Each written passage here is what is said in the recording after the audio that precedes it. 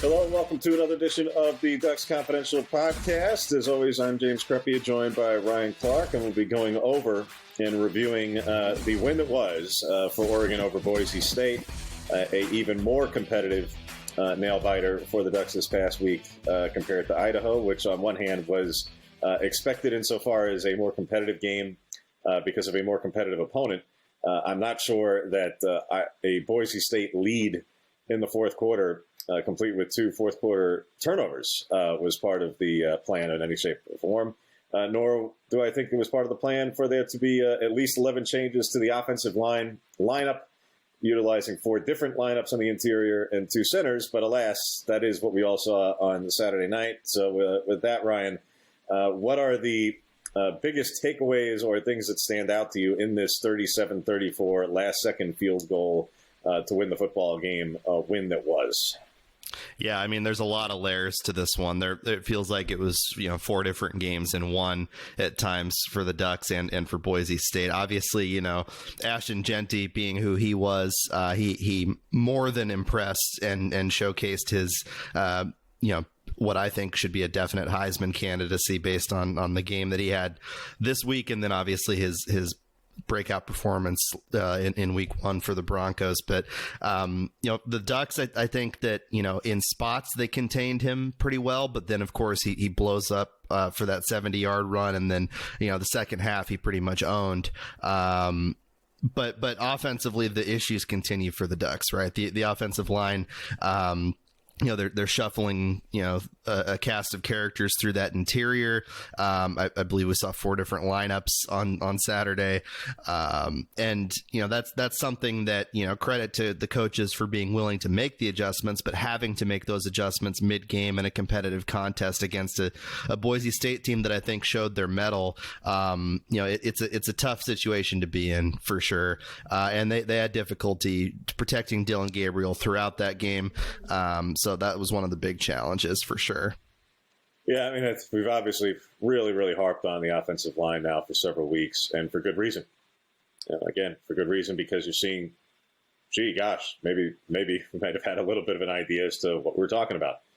Because, this is an issue, and it's a fire that has not gone out by any stretch of the imagination yet, and I don't imagine that it will be even after this week against Oregon State, because, again, no matter what the result of the game, no matter what the result of the offensive line's performance, you're going into a bye week after that, which on one hand is actually really good news. In the big picture, heading into the season, the timing of the bye weeks for Oregon was actually awful, and it is, and we'll get to that more, after next week in particular, and during the bye week in terms of why I say that. And they're the only team in the Big Ten who has 8 straight games and all those things. But given the circumstances of the moment, the fact that from the Boise State game until the UCLA game, Oregon only has 1 game in a 20-day span, given the issues, particularly on the offensive line, and when you have 2 players who are hurt and the timing of that in terms of their potential recoveries, now it actually proves to be rather useful to working out some of the problems that are facing this team. But having said that, no, this fire has not gone out. And it won't be, like I say, just off of one more game performance, no matter what happens, because there's too many things here. There's too many problems. And to say nothing of, even if you believe, as many do, that Matthew Bedford's return will shore up some things, that doesn't mean it solved all ills. It didn't mean it fixed all problems, because clearly part of the issue the whole time was who's at center, because, hey, just because it hasn't been an issue yet, or just because in a limited sample with Poncho at center this past weekend, and I couldn't, in real time, I'm trying to watch a lot of things in real time, so it's hard to gauge. But in some of the snaps that he was having that I was able to watch, they were all on target, but some of them were floating again, like they were in the bowl game. So on one hand, it's about delivery, less so than pure haste. But the point is that you saw a limited sample of it. One of the questions and concerns is about the timeliness and delivery of those snaps. Now, it was a non-issue on Saturday, but one of the questions about the center position was about that very issue. So just because Bedford comes back at right guard eventually doesn't mean that solved everything regarding the center position or anything else. So that's a problem that obviously, again, we've talked about and belabored for a reason. that problem remains a problem. Otherwise, the highs and lows of this game, and obviously, look, we're going to talk about it all. We'll get into it all. But it's important not to lose sight of, for anybody, not to lose sight of, for as many issues as there are, and there are, and for as many lows as there are, and there are. Better to have these things and you're coming off a win. You can learn while winning. That is allowed. And the other teams are allowed to try and do well. And for all those who now want to go back and turn Idaho into a world beater because they beat Wyoming, who stinks. Okay. But case in point, yeah, Idaho wasn't an awful FCS team. We knew that going in. They were a preseason top 10 FCS. They then turned around and beat an FBS opponent, even if they're one of the worst in the Mountain West this year. But okay, fine. The other context being that, of course, Boise State's real good, and they could end up being a playoff team. And they do have a Heisman candidate running back. And we knew all those things going into the game, and now you're further validated after. Sure. I say all this to say, I understand, hey, fans are going to do what fans do. And fandom is not supposed to be purely rational all the time. I get it. And I love people's passion. It's wonderful. But some of the reactions and some of the blame game and some of the finger pointing that goes on, particularly in real time during these games, about, well, get rid of this guy, get rid of that guy, fire this coach, bench this player. I mean, is there any rational thought involved? Is there any perspective?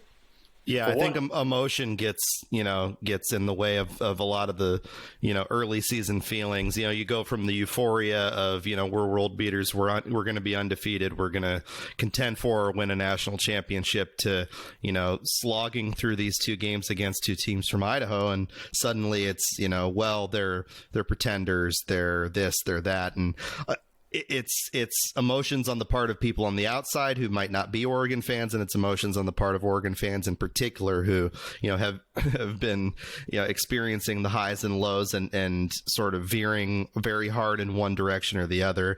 I think that you can't obviously discount the highs of this Boise State game either. Obviously, as we have touched on and will continue to analyze, the offensive line issues are significant. The challenges Dylan Gabriel has had, not just in being pressured, but, in getting rid of the ball to his playmakers quick enough at times has been definitely a concern. And on the defensive side, there was soft spots in the intermediate passing game, and defending Ashton Jeanty was a major challenge, regardless of the fact that he's a elite running back. But there are good things that we did see in this Boise State game, much more so, I think, than the Idaho game. The connection that Gabriel had with guys like Trayshawn Holden and Evan Stewart was stronger. Both of those guys, making big plays in this game, including that deep ball to Stewart, which I think Oregon, the impetus is on them to protect Gabriel, and doing that will open up more opportunities for him to throw the deep ball to guys with speed like Stewart and Trayshawn and Tez Johnson and all those guys. On those plays, on those very plays, from the very deep ball that could have, would have, should have been all the way for a touchdown. Hopefully the drive ended in a touchdown, so who cares? And the quicker ones, both to Stewart and Holden, was you don't need 4 and 5 seconds of protection all the time. Obviously, the one thing that reigned supreme in this game in all phases for Oregon's purposes, and you knew that going in, it wasn't a surprise, was, speed still matters. It still reigns supreme in gross mismatches. And at times there were, you got to call it what it is, at times there were gross mismatches. So when you have an opportunity where, look, they read the defense correctly on the touchdown to Holden, and that's how a slant route turns into a complete failure of the defense for 59 yards because he can pull away. And on the touchdown to Stewart over the middle, where, hey, he's matched up with a safety who has no chance. None. Zero. Not a snowball's chance of surviving in that play. Those are the top-end plays. Those are the plays where, yes, that's exactly what an offense with this kind of weaponry and this kind of quarterback are supposed to do. So, yeah, they're more than capable of it. And by the way, it has nothing to do with just Boise State. There are going to be plenty of Big Ten opponents who aren't loaded with a ton of speed and talent in the secondary that this team's going to be able to do that against. Now, maybe not Ohio State, but there's plenty of others on the schedule too. That's there. And you don't need to protect, like I say, for 4 and 5 seconds in order to throw. There's a bizarre obsession in this fan base more than I think any other with air yards. You don't need that. Who cares? Yeah, if you have speedy yards? Playmakers like the Ducks do, you get Tez in space. He as he showed on that kickoff return, or excuse me, the punt return that he had. He's capable, and that was another piece too of the positives. Just to touch on that, obviously, Tez Johnson. But without the special teams plays, where we're talking about a very different outcome. Yeah, it was the most positive. I think our pal Bill Oram said Oregon's best offense was no offense in that game, and I think that was a pretty solid point, despite obviously the strength that Oregon showed in spots on the offensive side. But yeah, Tez and Noah Whittington getting those return touchdowns. Whittington's of course not counting as a TD for him, counting for Jaden Lamar, which was a heady play for him to pick that up. Dan Lanning using the words, his emotions on that play, anger then relief, and I think that really sums up the entire game, but in particular that play, which was such a crucial one for the Ducks in a tight game. Look, they were down, and Boise State was in a position where they could have legitimately pulled that upset, and they're a group of 5 team that absolutely I think is going to be in the mix for the playoff at the end of the year, just based on the talent in the backfield alone. But across the board, I think they're a pretty well coached team that the Ducks did well to come back and beat, despite the difference in ranking, expectations, whatever. This game in particular on the defensive side for Oregon, I think there was also signs of legitimate quality, despite giving up 200 yards or whatever to Genty, despite the soft spots and the big plays and everything else. These first 2 games have, I think, showcased that the defense is a little bit further along than the offense, which is just a little. Just a little bit, okay. Yeah. Just a little bit. just slightly. But yeah, like the if they can start to put those pieces together, like the talent obviously on the offensive end is undeniable. The weapons that we talked about in preseason that got all this hype, that talked about being the best wide receiver room in the country and had a legitimate argument. Guys like Jordan James, who in this Boise State game didn't necessarily go off, but he would be picking up these chunk plays that, a couple of them got pulled back because of penalties on the offensive line, but a few of them he was able to break off with no issue. And if they can, it's crazy how much of this 6 yards per carry. If he gets 6 yards per carry in every game, nobody's going to care about his long run being 12 yards. Yeah, exactly. And so if they can consistently run block, if they can consistently pass block, which is obviously what all of this circles back to, then it gives the opportunity for the playmakers to do what they do, because they are talented. They are good. Dylan Gabriel, for all the criticism that's been leveled on him in these first 2 games for perhaps holding the ball too long or taking the easy throw quickly, he's a tremendously talented and efficient quarterback, and I don't think has in any way played himself out of potential contention for the Heisman in the end of the year, if he can step up the overall play of the offense. But look, 18 to 21, no picks. He turned the ball over on that fumble, but that's not necessarily something that falls 100% on him. The snap was bad. It was an awkward run. So be it. You got to still hang on to the ball. But I think there's obviously always pretty pointed and sometimes unfair criticism leveled on the quarterback in these situations. And I think that for some of the play calling issues that have happened, particularly in this Boise State game, I don't think that the really blanket and intense criticism of Will Stein and the offensive coordinator position is really terribly fair either. I think it's a bit of an overreaction, frankly, with the issue seeming to be one area that bleeds into other areas. That area, of course, being the offensive line. Yeah, again, for quarterback who's 3rd in the country in accuracy, here's the thing: what were your expectations in the first place? You knew you were getting one of the most accurate passers and efficient passers in the country. That's what you signed up for. You knew that you were signing up for a quarterback who generously is 5'11". You knew you were signing up for a quarterback who has the ability to throw the ball down the field. And you knew that he has a past that is well established of not only ability to run, but yes, does hold on to the football a little bit. He's never been at the top of the country in fewest sacks, suffered in play, both at UCF and Oklahoma. And the Oklahoma offensive line that he had last season had a couple of NFL players on it. So for as many yards as Gabriel ran for while he was there, yeah, they also took some sacks. And by the way, the Big 12, which they were still in at the time, it wasn't exactly loaded with front seven pass rushers who were elite. So all the things that you're seeing from Dillon Gabriel right now, insofar as the issues that apparently some people just cannot tolerate from a player who's completing over 80% of his passes and hasn't put one ball in the air in jeopardy, not even close, and has delivered some absolute strikes in these two games in the passing game.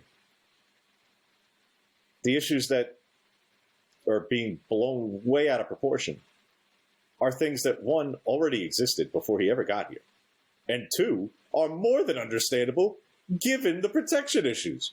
Oh, well, he didn't pick up this blitz, didn't recognize where the pressure was coming from there, didn't look comfortable. Would you?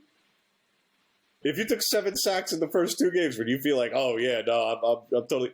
If you had 11 different changes to the men in front of you, would you be... Come on now. Yeah, and it's unfair, too, to compare him to Bo Nix in his second year at Oregon, too, because Nix is a different player. 1, he gets the ball out so quick, and 2, Gabriel is still...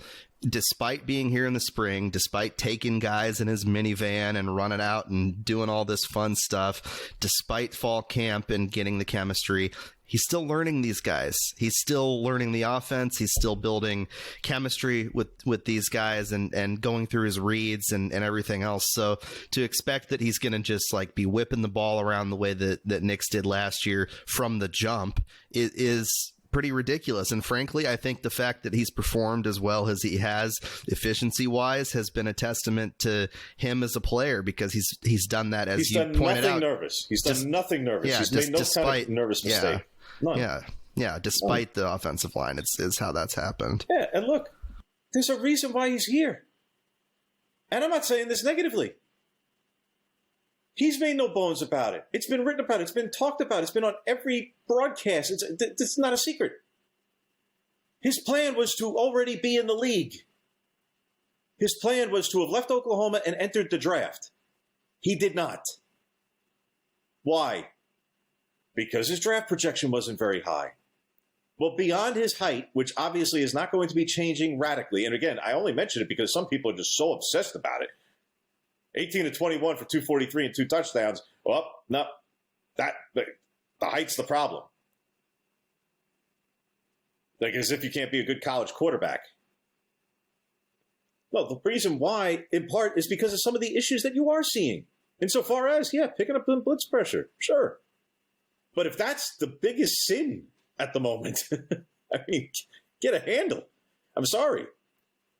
If there's 2 or 3 plays out of the 2 games that you want to put on Dillon Gabriel and say, well, the sack fumble, he's got to hold on to the ball, or even on the bad snap, he's got to hold on to the ball, or this sack, he has to better pick up the pressure. Well, okay. But grand scheme of things, they haven't been in 2 close and competitive football games in the fourth quarter with inferior opponents because of Dillon Gabriel. That's not the problem. That's not the issue. And because, what you saw from Bo or what have you. Bo is a first-round quarterback who's starting week 1 in the National Football League. Bad team or otherwise, he is. Guess what?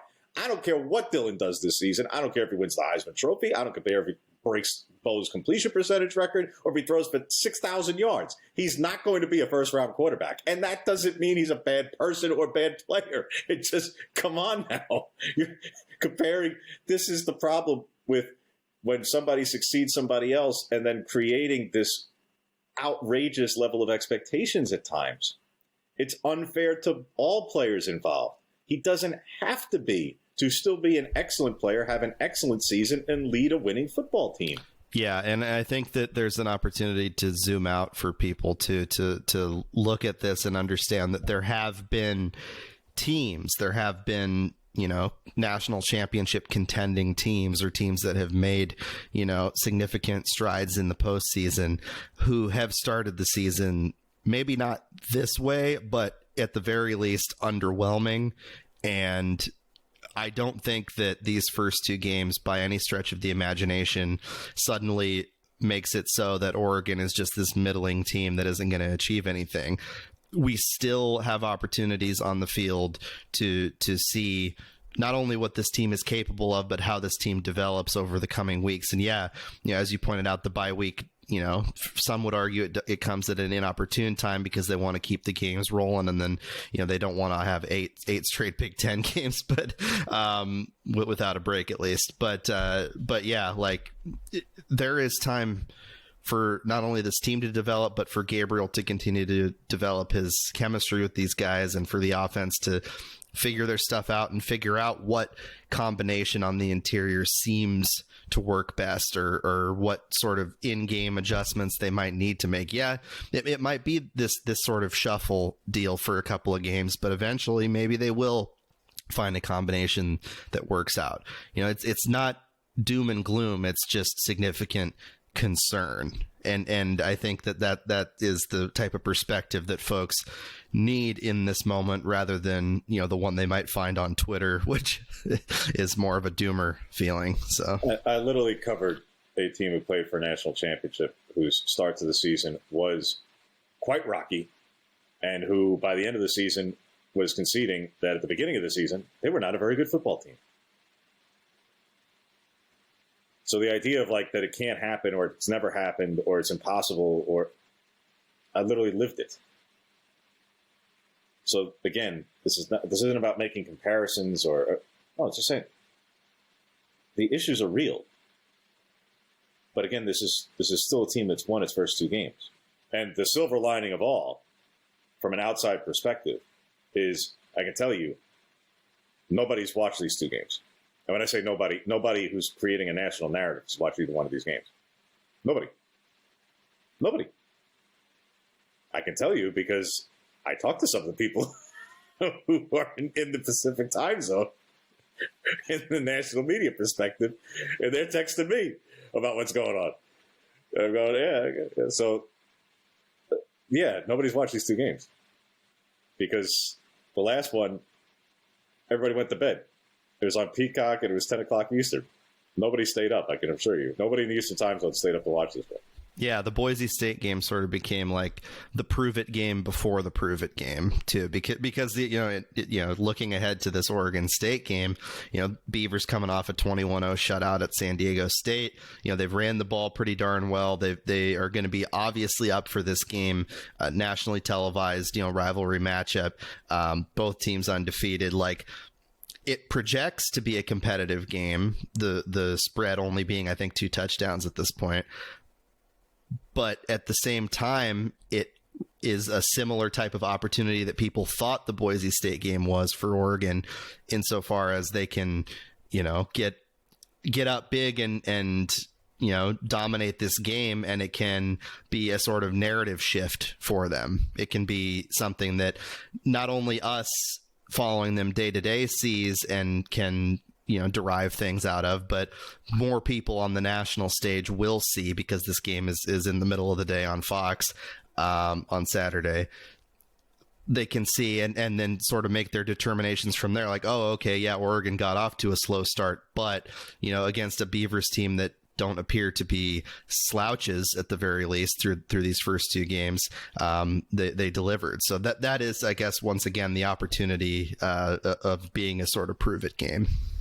Yeah, this is the one of these first several weeks. This is the first opportunity that Oregon has to really, have that national stage and platform because of the TV time slot, and not just in general with this is when the game happens to be, but in case you haven't perused the schedule across the board for this week just yet, not exactly the most robust week for a schedule in college football.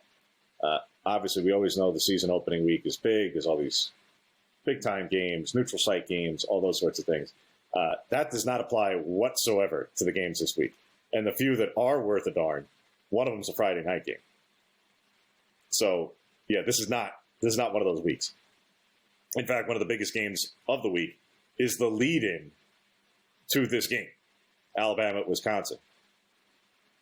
That's on Fox before this. But there are not very many good games on the schedule this week. In fact, one of the other quote-unquote big games, I think one of only 2 ranked matchups in the entire weekend, and again, the other one on the Friday night, so that with Arizona and Kansas State.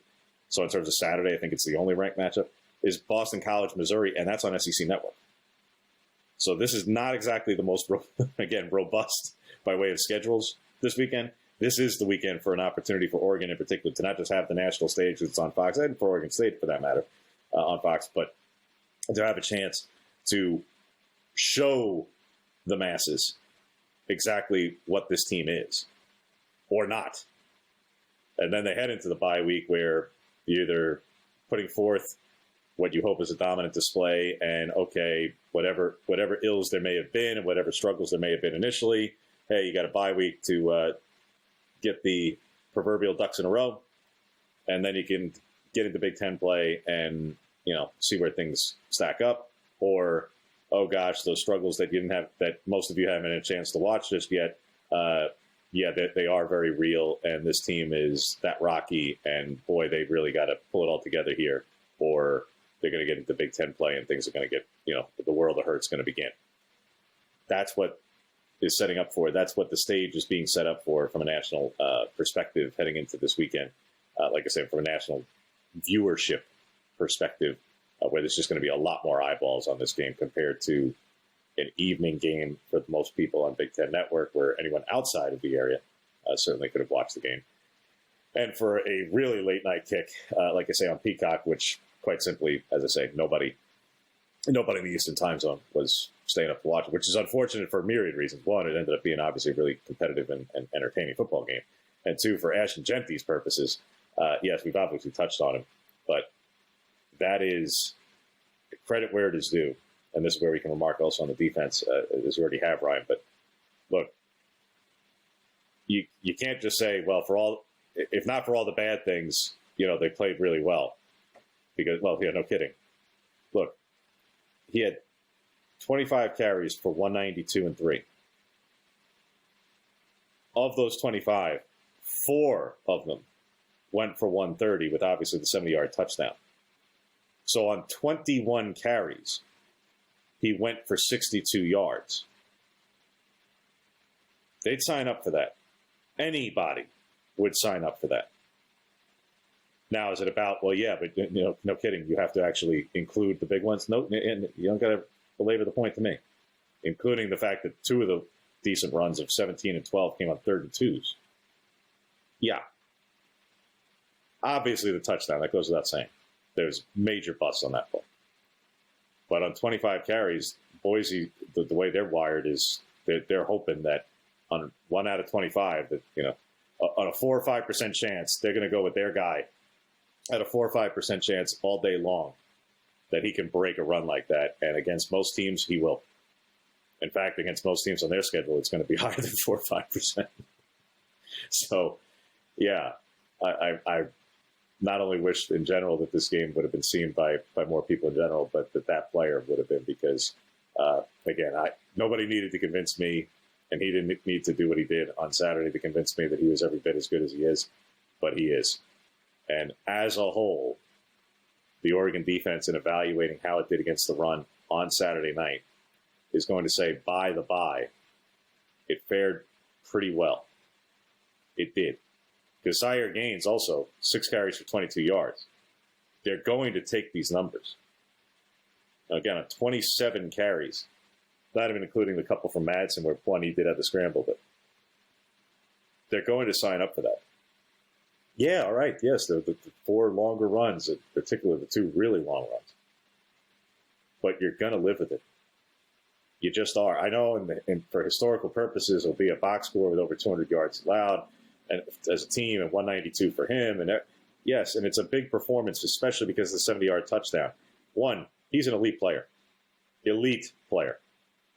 He would be the starting running back at most any school in America other than Oklahoma State because they have Ollie Gordon and Ohio State because they have the two-headed monster that they have. Outside of that, I believe he'd be running back one at virtually every other school in the country. Yes, including Oregon and including any number of others. Yes, he is that good. If he had gone in the transfer portal, anyone other than those two schools would have pursued him, and frankly, Ohio State might have at the time because they didn't have junkies at the time. He's that good. So, again, just as I talked about the week ago, where, Idaho may be super inferior relative to Oregon, but they're allowed to try. Boise may not be exactly on the same level, and they did deserve to win this game, if not for their special teams issues. Jeanty is every bit deserving of the praise and adulation and respect and everything that's going to be coming his way, not just off of this game, but in general this season. Everything. And especially if they end up winning the Mountain West or going undefeated from here on out, they are, let's put it this way, there are a lot of teams, if Boise State ends up making the playoff as the 12 or 11 or whatever the case is, if they're the G5 representative, I don't care where they're going to have to play in December. There are a lot of teams who are not going to want to host that. They're just not. If you're a team, if you're the loser of the either SEC or Big Ten championship game, or somehow, some way, or the Big 12 champion isn't one of the auto or whatever it is, and you have to host Boise State in mid-December, and you have a rocky run defense, oh boy, you could be in for a world of hurt. And not for nothing, I'm not sure Oregon is going to want to play Boise State again if the circumstances fell that way. Yeah, I think they've sweat enough against the Broncos. I don't think they would be terribly pleased with that being a 5-12 matchup because, Again, we mentioned all this because, again, you got to credit where it is due. He played absolutely a terrific game in general, and not just on the 4 or 5 plays. He played really, really, really well. And again, if not for special teams and inability to cover on special teams for Boise State's purposes, where they just simply do not have the speed. I mean, they literally would have been better off kicking the ball out of bounds on both of those plays. And for most of the night, they had touchbacks on kickoff, like basically the one that they didn't. Whittington does what he does, and of course, even though good deed go unpunished, even then you have the dropping the football before scoring the actual touchdown. Yes, Lamar saves the day insofar as picking up a loose ball, but even with that, you don't totally execute all the way through. They would have been better off literally kicking the ball out of bounds on either one of those plays and look at where they could have been. Or a part of the game that gets totally lost, but we talked about it in real time, obviously, in the box, both you and myself, Ryan and Bill, on Saturday, was Boise's decision to kick the field goal before halftime. Gets lost to the box score and to a real-time assessment, but when you're trying to play to win, yes, extending it to a touchdown game as opposed to a field goal game at that point, no one has to explain that to us. But given where they were at the 3-yard line with what was 5 seconds on the clock and a timeout in hand, kicking on the 3rd down and leaving 2 seconds, 2 seconds left at that point, rather than trying one more play, even a run play, because it was from the 3-yard line and saying like, all right, fine, you run the risk of, the clock runs out. I rather would have done that. Yeah, the game changed a little bit in that moment. There was like a potential for Boise to go into that half with a pretty significant amount of momentum, and they had momentum. Don't get me wrong. 2014 at the half on the road at Oregon. And they got the ball to come out of the halftime. And they got the ball. Yeah, get stopped, but they didn't. You don't know that. Yeah, but 24-14 would have been like, whoa, like you've reversed the Idaho game score on Oregon in the first half, and you get the ball back to potentially go up 17. That would have been serious, and the butterfly effect of what that might do to Oregon's offense could be good or bad. And what you can do defensively. We don't know. Yeah, and how you can play defensively. You could play so much more conservatively and make them earn it on the dinks and dunks along the way, to where they have to assemble 8 and 10 and 12 play drives in order to get back at you, because then you do play what Idaho did in terms of keeping the lid on, and you don't allow the breakaway plays And you never play cover zero because it never happens. Because you just say, we're not doing this. We're up 3 scores. We can't. No. If you get a score on us, you're going to have to earn it 8, like I say, 10, 12 plays at a time. So it gets lost. But in the grand scheme of things, when we say a team that deserved to win because of a lot of things in the box score, that doesn't mean don't credit Oregon for its speed and its special teams plays that obviously came through. It did save the day. It was huge. But a team that is every bit a formidable foe and coulda, woulda, shoulda won the game at Boise State. Yeah. So in the big picture for them in their season, I can only hope for them, one, on 2 fronts. One, that their right guard, and we may find out today from their press conference in terms of what exactly the extent of that injury was. It did not look good in real time. You hope for that young man that injury is not as severe, certainly, as it looked, and that whatever recovery is involved is quick. But that did not look good. And then their backup ended up playing quite well. That their starting center, who didn't play, also recovers accordingly, and that that their season continues and ends up having a lot of success. You hope for them because they're a really good team.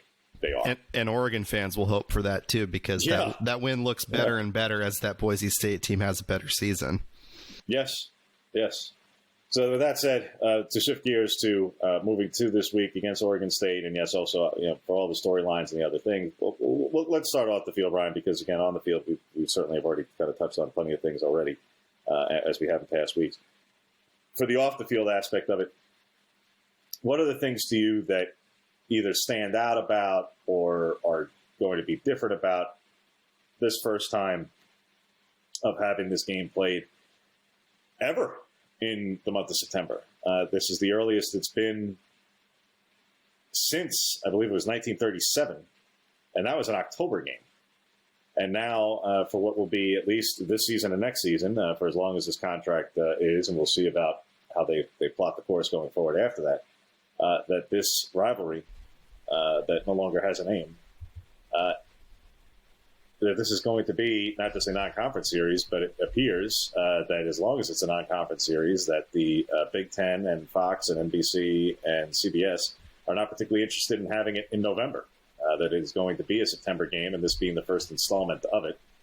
What are some of those, as I say, outside factors, outside of the football, outside of the between the lines aspects of things that stand out to you as we set the stage for this rivalry week? Yeah, it's weird, right? I mean, I've having grown up in this state, my entire life, it was always you get around the Thanksgiving time of year, and more often than not, right after Thanksgiving, you are able to either on that Friday or Saturday watch the Ducks and Beavers go at it. And there were amazing games, obviously, over the years, including the War for the Roses, and they were, whether Oregon was a dominant team and Oregon State was struggling or not, they were more often than not competitive. And I think that trend will continue on the field. But the off the field feeling, I think, is undeniable on both sides to talk about, especially I think on the Oregon State side. There is so much emotion and motivation and vitriol and frankly distaste for the Ducks, even more so than I think has been the case in past years. Obviously, diehard Beaver fans have their feelings about the Ducks and their perceptions and everything else. I'm getting married to a Oregon State alum and a Beaver fan who absolutely feels those feelings. But it is intensified, obviously, by the realignment conversation and how Oregon State got left behind, the Pac-2 got left behind, and they are left to sort of pick up the pieces and figure out their future. Meanwhile, the Ducks have all these national championship and Big Ten contention expectations and haven't necessarily met those expectations through the first 2 weeks. But again, it's the first 2 weeks and it's not Big Ten play. But either way, the Beavers look at that, and if you're an Oregon State fan, particularly if you're an Oregon State player, you got to smell blood a little bit with this, with the on the field stuff, and that I think is intensified and driven by the off field conversation with realignment and the NIL era and all the things that Beaver fans talked about in a negative context with the Ducks, with the money and the investment and the flash and everything else that they dislike about Oregon. It is absolutely magnified by this era. I think the one thing that Oregon missed on institutionally as an opportunity ahead, way ahead. I mean, off season ahead, like months ago. This could have gotten out back in March or April or early May, I suppose. They should have won. I'm not saying that they did or they didn't actually do this or feel this way, but they should have. And then they should have leaked it in order to be very self-serving, which is they should have said, oh, we would be willing to play the game at 9 a.m. Why? Well, it's a road game, so it's not affecting their ticket sales.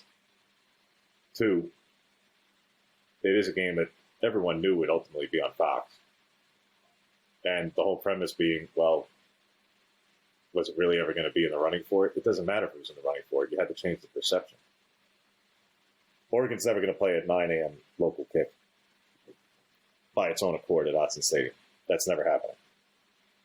But the reason why I say they should have done it was it would shift the attention to how willing or not Oregon State was to ever do anything to be self-serving for its own purposes. Because when the narrative is about being left behind, or that, as some would like to believe, and like others to believe, that Oregon institutionally did this to Oregon State, as opposed to, that there was no agency for the last 10, 15, 20, however many years about decision-making, institutional decision-making, and other things that could have been done to enhance their own situation institutionally and as an athletic department. No, it was all someone else's fault.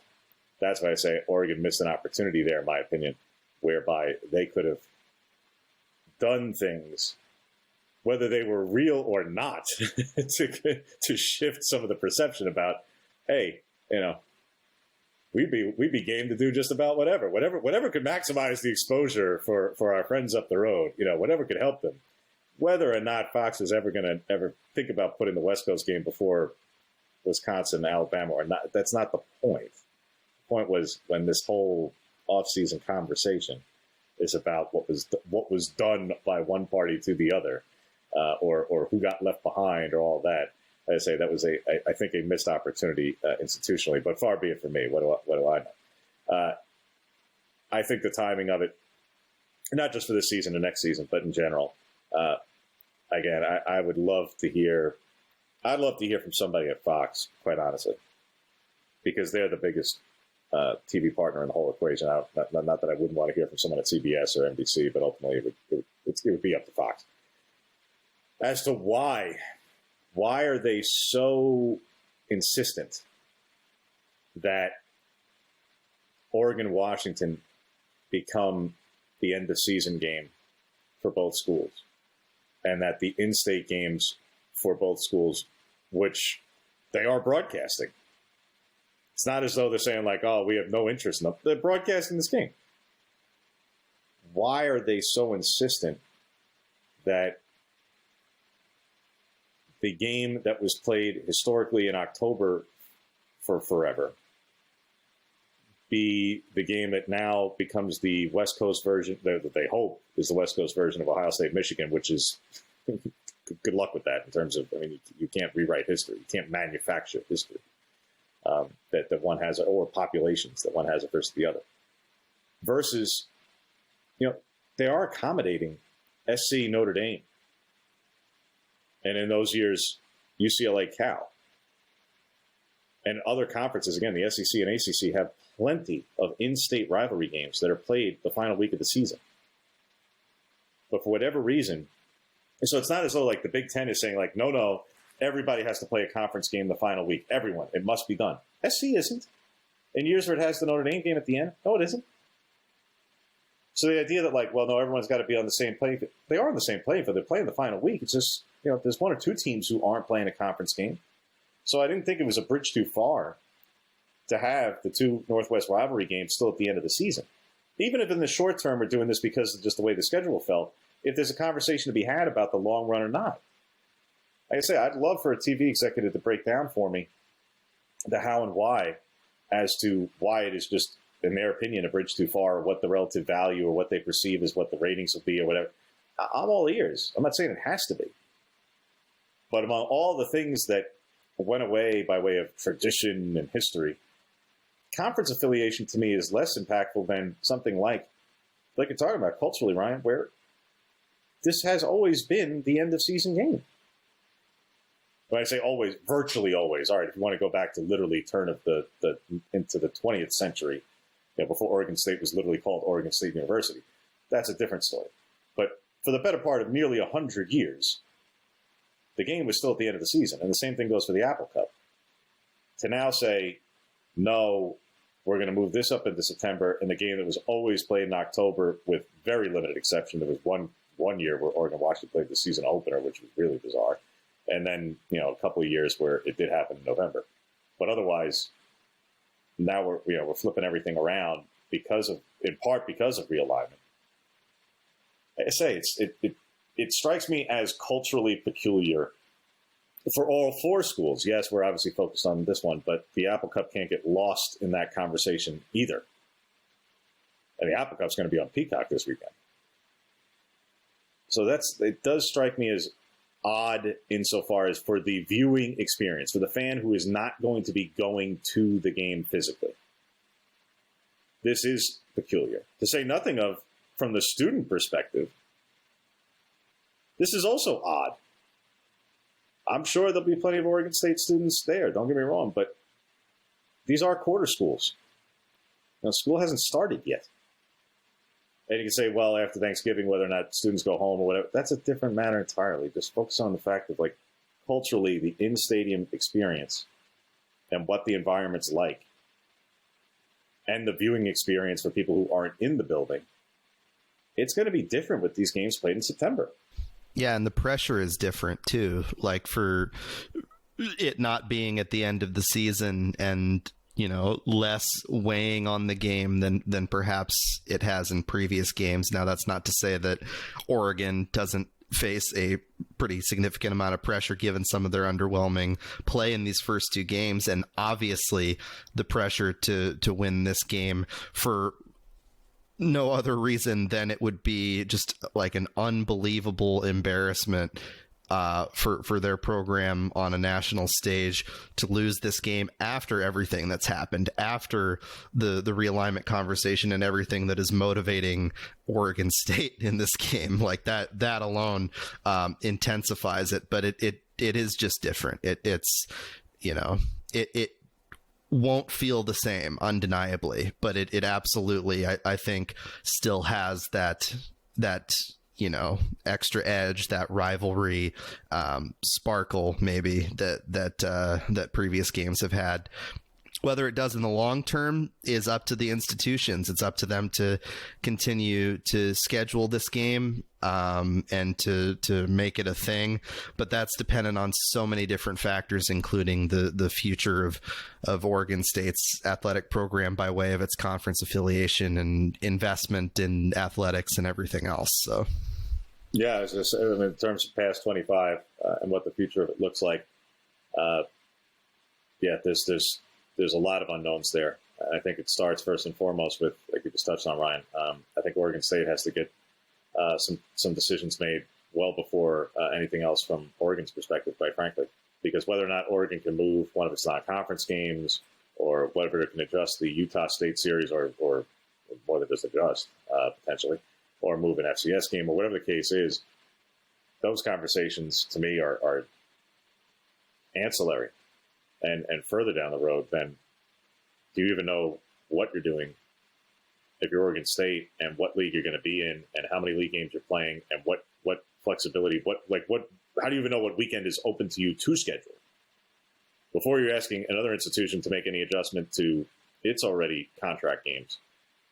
do you even know when you can schedule a game in the first place? What weekend are we even talking about? So I think Oregon State has some decisions to make well before we get into future schedules and the like. But now, for the here, for the now, and for these next 2 seasons, start there, and then you can worry about adjusting schedules in 26, 7, 8, 9, et cetera, et cetera, et cetera. To this game specifically, in terms of outside of the X's and O's component of it and the feelings of it, while on one hand, this is that first meeting after all these things off the field have happened and realignment, all that other stuff, because of the other circumstances of this, insofar as Jonathan Smith leaving and taking a lot with him, and other players transferring and going elsewhere. And yes, some obviously plenty of the coaches who did stay over there in Corvallis and others came in. To say nothing of the amount of churn on Oregon's roster, the way college football is right now, given the circumstances of the last 2 years, there aren't a whole lot of players on Oregon's roster who were even a part of the game 2 years ago in Corvallis, in the loss in Corvallis. There just aren't. There aren't a lot of guys left. There's been a lot of turnover there. And on the other side, there aren't a lot of guys on Oregon State's roster who are part of that team either. There aren't a lot of guys left who were part of the team on the game last season. And that was only 10 months ago. So this is part of college football too. Is like, I understand, the masses, the fans, alums, certainly, we focus on and the masses focus on these things, and they should. But to the people who are actually going to be between the lines, you do wonder, and I'm not saying good, bad, or otherwise about it, but it is different now, not just for rivalries, but in this case, yes, for this rivalry and for these things that fans are feeling heading into this one. You do wonder how much players in particular, particularly those who are not from the state, of which both rosters are not exactly loaded with in-state players, how many of them, I'm not saying how many of them care about the rivalry. Of course they care about the rivalry, but I'm talking about all these other factors. I would venture to guess there's not a whole lot of them who are chapter and verse well acquainted with all of it. And frankly, they don't have to be. If you're 18 to 23, how much of this is really rooted in your memory banks? How much of all the things that happen in realignment were you really staying attuned to? Just because you were a player at the time or are a player at the time doesn't mean you know every which thing that's going on, I can assure you. If you think every college athlete, just because NIL is permissible, knows every which nuance, all the things that are happening in the legal sphere, whether it's NIL related or this house case settlement that is or isn't going through, I can assure you virtually no college athlete has been following chapter and verse of the house case. None. If you asked any of them to regurgitate you what Judge Wilkin went over on Friday, I can guarantee you virtually none of them have a clue. Yeah, like some do, but they've got people in their lives, particularly agents and manager. Yeah, maybe. Yeah, but the people in their lives, like the agents and everybody else, the people and the companies and the institutions, like they're keeping up on their behalf. The point is, how many Oregon State players are going into this game with any feeling, some kind of way or the other, feeling like, oh, those guys at Oregon really, they left us behind. A player on Oregon did it? Really? I mean, I don't know if that's, let's put it this way, for all the factors that we're talking about off the field, and it is part of it, the conversation, don't get me wrong, I just don't think there's anyone inside the locker room on either side of this who is like looking at the other side and playing a blame game or anything like that. Because, again, the players had nothing to do with this. No, and I think there's an opportunity for somebody like Trent Bray and the Oregon State coaching staff to educate players on that, to maybe use it as a motivational tool or use the overall situation as a motivational tool. But I don't think it's something inherent in the players either. I think there are some guys for whom that might be the case, but I think that's probably more of a messaging thing on Bray's part if he chooses to use it this week. Oh yeah, look, take whatever, find whatever accelerant to the flames that you can find. But like I say, I just don't think that there's I don't think it's that personal on a player level. And like I say, because this was institutional decisions and conference decisions and TV decisions. You want to make anybody the enemy, like I say, on one hand, we're going to point fingers at Fox, except they're broadcasting the game. So, I mean, what do you want me to tell you? I it's hard to. What are you going to do? But blame Rob Mullins? I mean, what? Yeah, come on. So, as I say, some of the stuff that's outside of the field, I get why. Obviously, it's going to be a natural focus, but I don't think. Not only do I know it has nothing to do with what will take place on the field, I don't think it'll serve as a particular motivation in that way for those who are. To the X's and O's component of it, look, I think both sides still have a lot to learn about not just themselves, but obviously each other. There are a lot of either new names or guys in different roles for Oregon State's purposes. And again, you can obviously listen to our colleagues, Joe Freeman and Nick Daschel, when they're talking about Oregon State, and listen to the podcast there and read all their fine coverage as well, as we'll have a robust coverage across the board. Then at Corvallis, Ryan and I, obviously in Eugene all week long, and Bill will be weighing in, I'm sure, accordingly. But you can get all the further breakdown there. But insofar as if you're looking back or thinking about last year's game in Eugene and then trying to look at the rosters or look at the box scores so far and say, well, where's this guy? Where's that guy? We know Oregon State has seen just a tremendous amount of personnel turnover. So I would not bother to peruse too much in that regard. Bottom line, for Oregon's purposes in this one, I think it goes back to a lot of it being a little bit of what we touched on earlier, Ryan, insofar as the issues that need to be corrected and adjusted, about their own selves. They've got to worry about fixing some of their own things, because no matter who they're playing, it really doesn't matter what the opposing front seven looks like. If the offensive line has the issues that it has and it is still porous and is still having issues, I don't care who the defense is, there's going to be a problem. So they have got to figure out. And the one thing I'll be curious to see this week, not just of how many lineups or who's there or who's not. The one thing we'll be following up on a bit this week with Dan is in his post-game comment, because it's something that was said so many times, but when you then apply it to the situation, it becomes, what exactly does that mean? The whole, if you're good enough, you're old enough, which has been said ad nauseum during his tenure.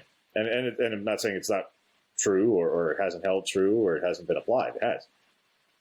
But when you say that about the offensive line right now, well, none of the players who've played are particularly youthful, other than Poncho, particularly on the interior positions. Like, Harper's a senior, and Pickard may be a walk-on, but he's been around a minute. And Nishad's a sixth-year senior. So Poncho's the only one, and he's the most experienced insofar as, the backups and youth is concerned. So when you say after the game, you're going to sort these things out, iron them out, see, best will play, and make those determinations. And if you're good enough, you're old enough. What I'm curious this week is the door open, not just in general because, anybody on the roster. No. Does that imply that there are guys who haven't played, like Shaq, who you see a bit obviously in fall camp, and obviously is an enormous young man as a freshman. We haven't seen him on the field yet in the game, but how open is this competition? How uncertain is this situation? For all the combinations you saw on Saturday, you saw it basically limited to 4 guys. Are they not even satisfied with what they've seen from that? And now, and it's 4 guys, but Harper's going to be at one of the guard spots. We know that. So it's 3 guys for 2 spots. Are there additional options that aren't just on the roster or on the depth chart, but who are actually going to be not just they're there because they're there. No, they're legitimately entertained insofar as, could Shaq, could Ja'Kai McCoy actually, could he be playing like quickly, or even in a limited capacity in a getting a couple of reps? Could he break into the rotation, or was that just Dan saying what something that he said 100 times before? And don't read too much into it insofar as opening the door to something else. Because there is a bit of a gap between, if that was the case, well, then not for nothing, how come he didn't, if that really was the situation, then how come he didn't see the field at all on Saturday? Yes, it was a competitive game, and that may have been some of the circumstance too. So like I say, that's part of that. I'm curious as to what that may or may not have implied or meant insofar as going forward. But even if it is limited to the rotation of, like I say, Pickard and Poncho at center, and whether it be Poncho, Strother, or otherwise at guard until Bedford is back. Yeah, they've got to show that up. We know that. Again, we belabored the point, but yes, it's got to get fixed. And and not just determine a lineup, but the lineup's got to play well. And the offense behind it has to actually, be efficient and successful, because that was the other part, that we didn't get on as much, Ryan, because they changed the L line so much. They would make a change, and then all of a sudden a big play would happen, and then in the next possession they go 3 and out, and then they make a change, and things either would be successful or not, and then they'd stick with that lineup, and the reverse would happen on the next possession. So it was kind of hard to tell, in real time at least, which combination was leading to the most success, because as I say, Poncho's at center, big play to Stewart, touchdown drive. What happened the next possession? Nothing.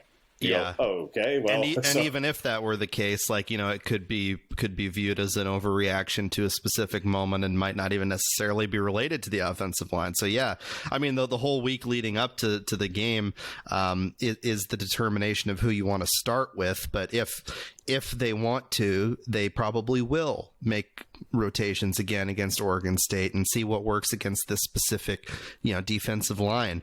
And I think that the idea of progress not being a straight line is something that could be kept in mind, I guess, for Oregon fans on the outside and for media. This isn't playing a video game? It isn't. Oh, okay. Yeah. You don't just go up an overall based on performance, and it's not NCAA for sure. Yeah, so I do think undeniably, despite everything that has been so frustrating for Oregon fans to watch, and has given good reason for them to be frustrated, I think there is and has been evident progress between game 1 and game 2, to a point where against an Oregon State team that, they've had a pretty solid start to the season, and they're going to be up for this game. There is an opportunity here to really accelerate that progress on the part of the Oregon offense in particular, to build off what you did really well in those big play moments last week against Boise State, and then go even further. Get Jordan James more running room to where he can maybe pick up 150 plus yards. Get Dylan Gabriel more time back there so he can throw the ball downfield, and find speedsters like Tez and Evan Stewart. It's out there for them. They if it's FIBU, which we won't obviously say on the podcast what that stands for. Forget everybody but us. Yeah, that can be our podcast version. That's what it is. It's what Dan told his father if it was. Yeah, exactly. If it is indeed FIBU, as Dylan Gabriel has put on his Instagram and all the other guys have reposted on Instagram, and Dylan, of course, said in real life, then it's this is the week to come together as a collective us, and block out all the noise from everybody else, including the two of us, but more critical voices in the way of opinion writing, and just lock in and go out and blow the doors off of Oregon State on Saturday and shut everybody up. There it is. Your opportunity is absolutely there, despite how competitive I think that Oregon State is going to come out for that game. And last I'll have on it is the one thing for the defense that I would not just be in general cognizant of, because look, in a lot of ways, Oregon State has nothing to lose in this game. In a lot of ways. And just as in the mess and muck that was the 2020 game, you've got to be prepared for an opponent who can go out there and play a 4-down game all game long if it wants to. You've got to. You can't go into it thinking this is going to be played like a really intense rivalry game, maybe, but this is still going to be played almost conventionally. You've got to be prepared for an opponent who is going to make this a 4-down game all day. Because if you're Oregon State, what do you have to lose? As I'm talking about strategically speaking. If you're Oregon State, you're looking at the Boise State tape and going, gosh, about that strategy decision before halftime. where you had them on the ropes and you could have taken it even further and really put the screws to them. And you're at home. If I'm Trent Bray and company, I'm saying I want to put all the pressure in the world on them. I am coaching and we are playing to put all the pressure to execute and perform on them. But what if you're down 14 points? I'm putting all the pressure on them. Because what's the worst that could happen if you're Oregon State? You get blown out? Yeah, this is a non-conference game now. We're in September now. What are you worried about? You can still go out and compete at your level and do your thing and still have a successful season. So to me, if you're the Oregon defense, you've got to, you can be confident based on the results that you've had and worry about fixing up some of the mistakes that you may have had in terms of a couple of long runs allowed. I'm talking more about, strategically speaking, being prepared for an opponent who may be willing to go for it on fourth down a whole lot. And that's not because of any insight or tip-off or anything. No. I'm talking about just going into it strategically speaking. If I'm looking at what an opponent might do, I'm saying Oregon State is I have no idea what they will or they won't do, but I would be prepared for them to play like that. Because why shouldn't they? And that doesn't mean I think that Oregon will or won't succeed in that way. I'm only saying that because you haven't seen in these first couple of games, outside of absolute necessity, an opponent have to do that. Here, I think it's not that they have to. I think that they just should. I think, and very well could. So I'd be prepared for that kind of a game, particularly in certain spots where not does it make sense or advantageous or plus territory, all those things. Like I say, if I'm Oregon State, I am trying to put every bit of pressure on Oregon, and I am trying to feed into my crowd and make them a factor for as long into the game as possible. And as we know, the longer and deeper it goes, the more and more advantageous it becomes for Oregon State in that case because of the home field advantage, because of the crowd, because of the noise. And it was wild 2 years ago, and half the building was empty. So now, given the frenzy that will be, as I say, if I'm Oregon State, I am absolutely doing anything imaginable, everything at my disposal to possibly put more pressure and create a tougher environment for Oregon. I'm doing it. And to me, that starts with going for it on fourth down a whole lot. Even if I'm down by a truckload, yes, keep going. Because what do I got to lose? And Oregon's defense, for as nice a start of the season they've been off to, not saying they haven't been tested. No, they've been tested in limited spots, and in some cases come through some pretty nice big plays. But they just haven't had to face that on an every down experience, 8 and 10 times over the course of a game. That's all. So we'll see, obviously, if that takes place on Saturday. Again, check out all our coverage, obviously, all week long, not just from Brian and myself, but from Nick and Joe as well. Bill, obviously, again, we'll have wall-to-wall coverage both in Eugene and Corvallis all week. Make sure, if you haven't already, like, subscribe, 5-star review, not just for us here on Ducks Confidential, but on Beavers Banter and Bill's podcast and all the rest, so that way you can hear from all of us, read all of us, see everything all week long, and obviously expanding into next week, particularly for the Ducks purposes, because it is a bye week. So we'll have continuing coverage of not just this game, but setting up for the start of Big Ten play, the UCLA game. We'll find out a week from now the UCLA game time and TV network information. So all of those fun things setting up down the road. And a reminder again, Ryan, tell everybody for the mailbag and where they can send the questions and all that, because you've got that going this week as always as well. Indeed, yeah. People can tweet at me at Ryan T. Clark or email me at rclark@oregonian.com. Was happy to get some more folks, responding to the tweet at the last minute last week to fill out the mailbag, but obviously looking for more this week. I've seen some folks on Facebook replying with questions, which is great. As well, if you see the story on Facebook, commenting below is a perfectly acceptable place to provide some questions. I know that fans have a lot of questions right now, undeniably, with how these first two games have gone, and then obviously with this Oregon State game being what it is. So look forward to responding to them. So there you have it. And as an aside, also I imagine, from what I'm hearing, we may or may not get a development or two in the greater basketball lexicon in the next couple of days by way of some scheduling things, non-conference schedule, those sorts of things, or maybe even league schedule for that matter.